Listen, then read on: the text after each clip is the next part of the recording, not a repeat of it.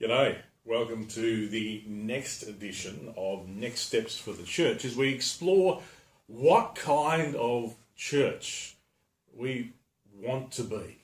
And today I'm going to talk a little bit about the creative side of stuff, particularly what it means to release the arts in a church. I think most of us, when we think about church, don't necessarily think of creativity.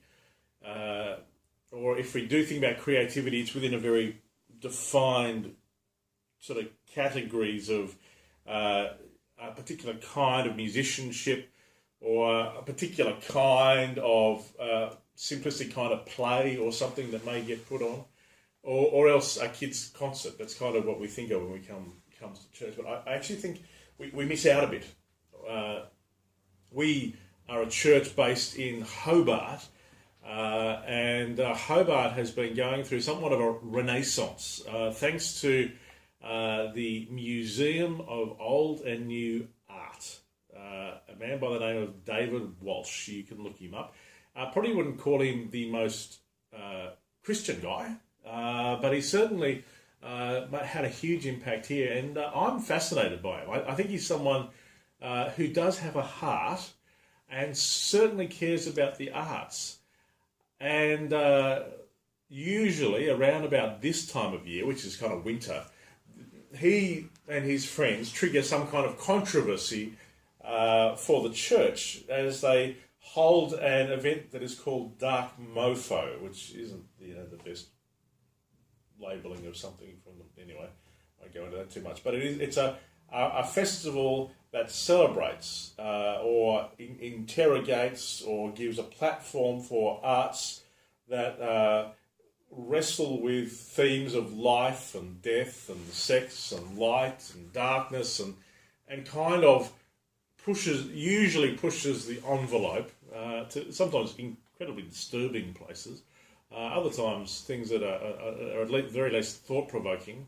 But what is interesting is often we in the church will see what's happening there and recoil and say, there's something wrong. But why, and we will stand on the outside and throw stones. But often we're not so good at creating space for the arts in a healthier kind of paradigm. As I said, often for many of us, what we mean by the arts is a worship band or a kid's concert. But it's very clear that we need to be thinking more broadly about the arts, and particularly for those who are gifted as visual artists or musicians or sculptors, or who are gifted to help us see the world through the world of art. We need to find ways of celebrating them and releasing them. Now, there's a number of reasons we need to do that. One is the church is called to be a prophetic voice, a voice that helps the people outside the church interpret and understand reality. And one of the ways you do that is by appealing to symbols, appealing to things that are more than just intellectual arguments.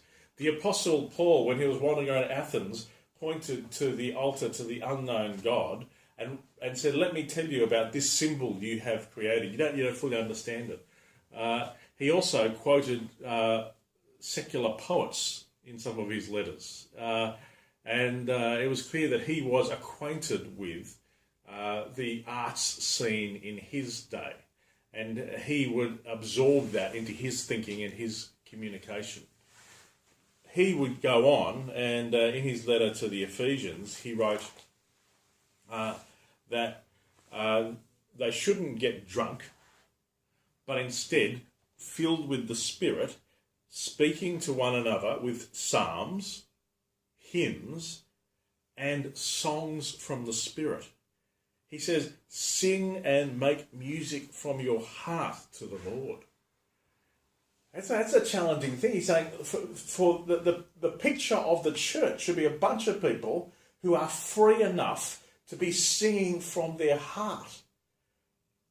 Most churches these days don't sing less from their hearts and more from either a hymn book or from the CCLI Top 40. I think, in fact, I know that we are desperate for musicians who will do the work of encapsulating the journey of faith that our particular church or churches in our particular neck of the woods that God is calling us to, and helping us find our voice. One of the things that went hand in hand with the Great Awakening through people like John Wesley was his brother Charles. He got the top 40 tunes of the day, like the songs that people sing in pubs, and he put simple music to those tunes, and it was the music that became one of the main forces of teaching and communication of culture.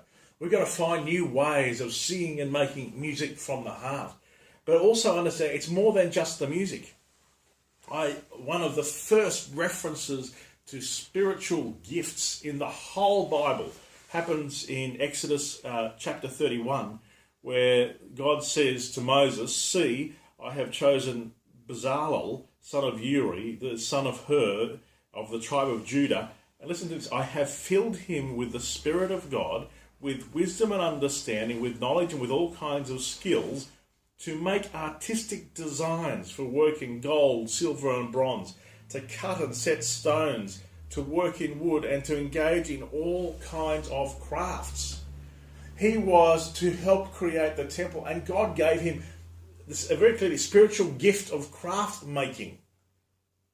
I wonder how many people we have in our church family who are gifted as crafting artists who know how to make. We have a very talented furniture designer in our church family, and I wonder what it means for us to give her a platform and to be challenged and see what she creates and be challenged by the beauty of it. What does it mean for us to create, for our churches to be places where you walk in and you look and think, this is creative.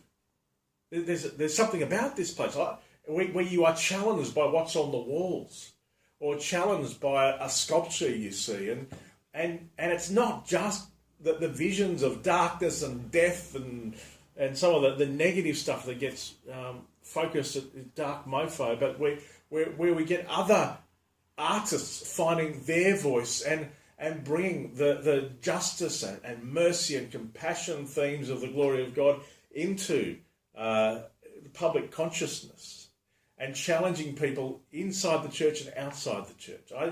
I'll be happy when we are singing our own songs, when our walls are decorated with our own art, when people from outside the church are wanting to come and engage with new expressions of arts and crafts. And I think that this has always been right at the heart of what the church is.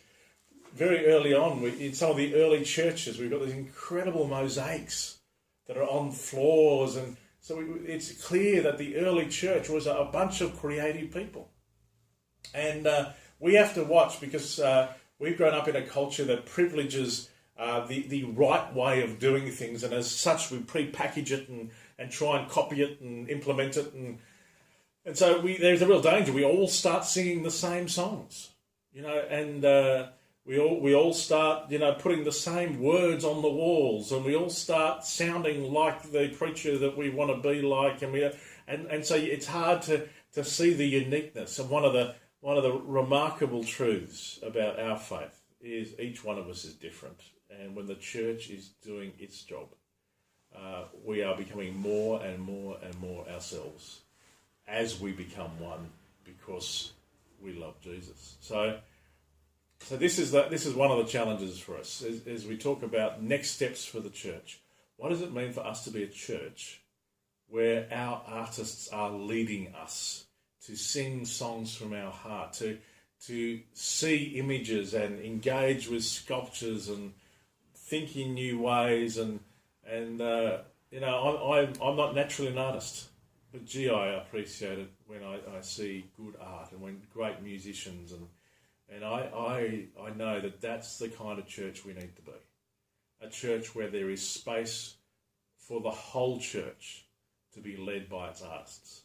And when that happens, then I'll be looking forward to moments like Dark Mofo, because there'll be other voices, there'll be other art, there'll be other symbols and other storytellers.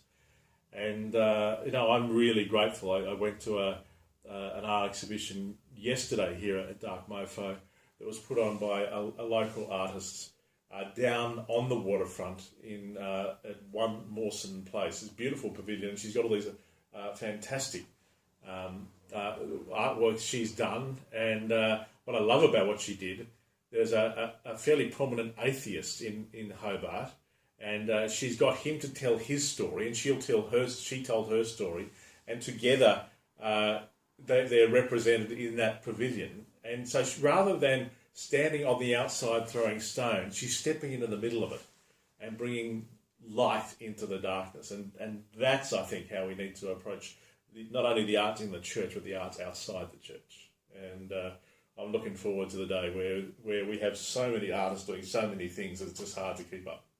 So that I think, is part of the future of the church. And that's one of the next steps for the church.